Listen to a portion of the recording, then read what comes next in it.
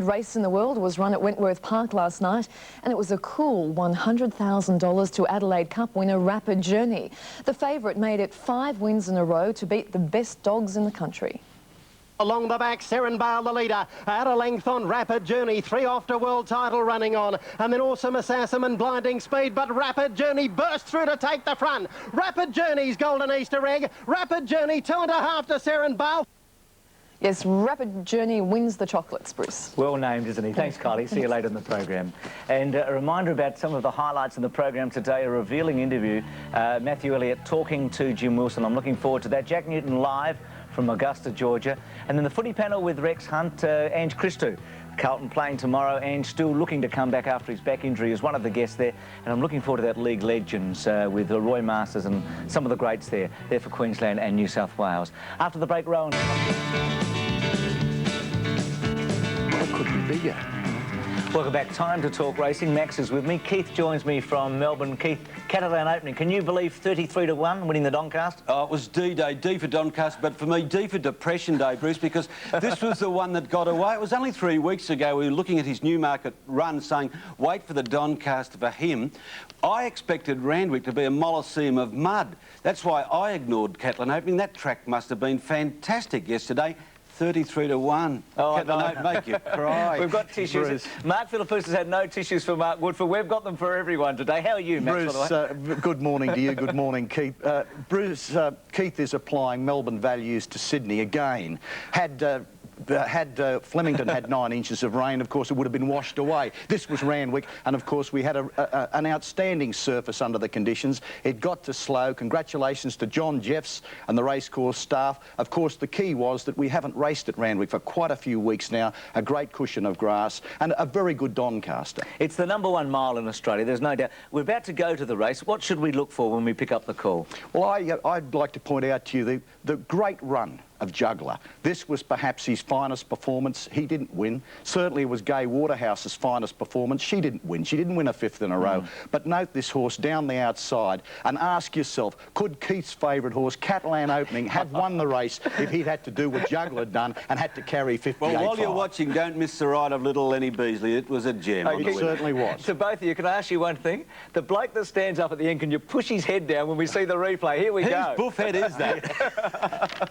Let's have a look at the Doncaster. Fence into Gaze, a gap then to Marble Halls, followed by Juggler, Des's Dream, Shindig and Catalan Opening, well back, followed by Brave Prince and Monopolisers, last in the Doncaster. 700 out as they near the turn. Quick Flick is the leader over Iron Horse, Confiscate, 3 deep, Banner Headline on the fence. He's had a beautiful run, followed by Blazing Steel, Corporate James, 3 and 4 deep, into Gaze with nowhere to go, followed by Dane Ripper, then Pleasure Giver, Catalan Opening, right off the trackers, Juggler as they come around the turn. Quick Flick is the leader, Quick Flick is just in front. Iron Horse has grabbed him. Iron Horse on the outside reached the lead for the Lone Star Syndicate. Iron Horse and Chrissy Munch shot away from Quick Flick. Confiscate running on, followed by Catalan Opening, and here's Juggler thundering down the outside. Iron Horse is stopping. Catalan Opening grabs him. Juggler on the outside lunging, but Catalan Opening just in front. Juggler trying desperately, can't reach him. Catalan Opening has lasted to win the Doncaster by a head to Juggler. Iron Horse has run third. I wish you hadn't stood up, Keith, at the end. I've seen it 100 times. I want you to put your head down. How would you like that on your Christmas tree? A little bit more hair than Keith's got. Max, on the turn, this is the key point. Catalan Opening goes inside, a horse, Juggler's outside. He just cut the turn. That's Catalan Opening in the yellow sleeves, the check cap. Juggler, of course, takes time to wind up.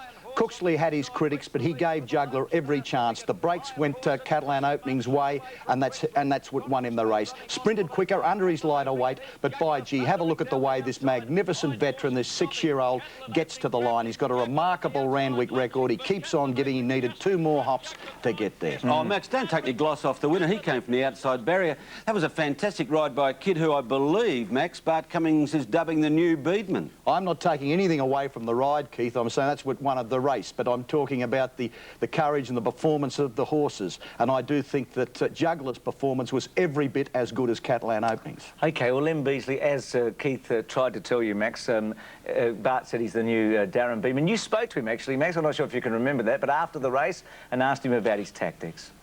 Bart said he would just leave it to me, and you know, when they jumped and went pretty hard the first furlong, I just tucked in 3/4 the way back and ended up following Juggler the whole way, and Then I ended up getting on Dane Ripper's bum, and I followed it right into the race. And when I got out, you know, he sprinted lovely.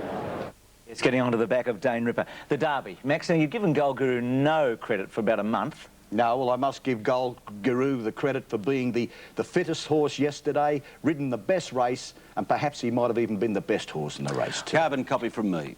Good, and we might talk over this because you two blokes have gone so long today that I've run out of time as always. Now, they're both, Gold Guru's up and Tie the Knot's back last. Did Di overdo that, do you think? A lot of keen racing judges felt that Di did give too much start, but what options did he have?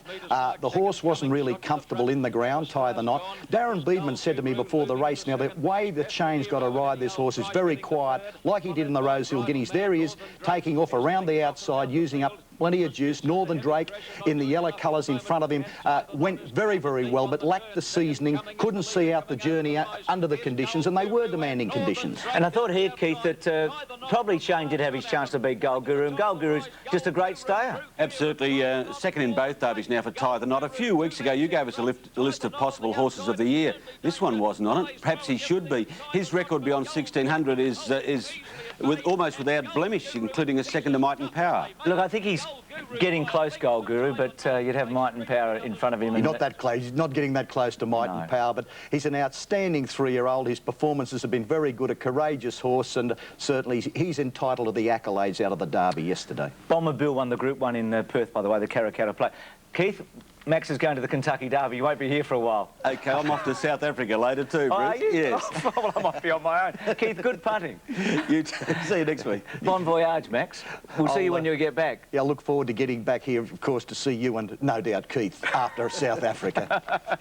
Max Fresnel and Keith Hillier. More on Sportsworld after this. Take the phone off the hook and tell the mutt to get under the house, because you won't want to miss a second of this. Later for New South Wales and Queensland viewers, legends of league, Changa Langland's Chook Raper, Ron Coote and our very own Roy Masters are about to tackle the tough issues. The rest of Australia is in safe hands too, with Rex Hunt, who is special guest Ange Christou and Rowan Smith. If footy's in your blood, you can bank on Sportsworld. For you, do ever what you want to do, coming up. He's returned, and Kylie, still the latest on the Masters. That's right. Hello again, everyone. Fred Couples will take a 2-shot lead into tomorrow's final round of the US Masters Golf Championship at Augusta. It's an all-American leaderboard. Couples shot his third subpar round to open his 2-shot buffer over a group of 3 Americans, Paul Azinger, Mark O'Meara and Phil Mickelson. Steve Elkington, the lone Aussie in the tournament, he's 11 shots off the pace. The Masters remains in the hands of Americans. 92 champion Fred Couples was briefly joined by Jay House. House slipping on 12. Doesn't like it. Needing to make up 7 shots on Couples, Tiger Woods started round 3 aggressively. He likes it. Well, he should. Up ahead, time was standing still. Nicholas in his 40th consecutive Masters, dropping back-to-back birdies to go 1 under. Phil Mickelson with an opportunity to take the lead on 13 with an eagle attempt. Oh, so close. Couples responding to the new threat. Oh, baby. I like it. It's coming right. I love it. I love it. I love it. Yes, I do. What a shot. Completing his round, Nicholas sending the gallery horse. A golden putt from the bear, leaving him 1 under. Oh, can you believe it? Couples and Mickelson then swapping bogeys. Couples reclaiming the outright lead late in the round. Needs to jerk. Oh, that's beautiful. Looking to finish under par, Woods on 18, getting himself in a position to challenge tomorrow. He loves the drama of 18. It's amazing. Peter Cahoon reporting for Sportsworld. Pat Rafter has bounced back from his Davis Cup illness and disappointment to reach the final of the Indian Open in Madras. He beat top Indian player Leander Paes and will meet defending champion Michael Tillstrom in the clash for the big prize. The Swede too classy for Rafter's Davis Cup teammate Todd Woodbridge, winning in straight sets 6-2, 6-2. Queensland has moved into second place on the Super 12 ladder, but it may have come at a price. Centre Tim Horan suffering a thumb injury and winger Damien Smith twisting an ankle. They'll undergo tests today to see if they'll be right for the match against New South Wales next Saturday. The ACT Brumbies were beaten by Canterbury 38-26. The Coastal Sharks stay top of the ladder as a result of their win over the Golden Cats. And Waikato beat the Northern Bulls. But first, we're off to Ballymore. Playing in his 100th game for Queensland, Dan Crowley and the Reds received few favours, with the bounce of the ball going to Western Stormers' way early. And it goes to Fleck. What a bounce coming up. A powerful pack with a menacing back row was causing problems for the Reds, and 5 minutes later the Stormers went to a 14-6 lead. But there's still a chance for Skinstats. How powerful is he? Queensland was a different side after the break, a rehearsed backline play putting them within a point of the Stormers.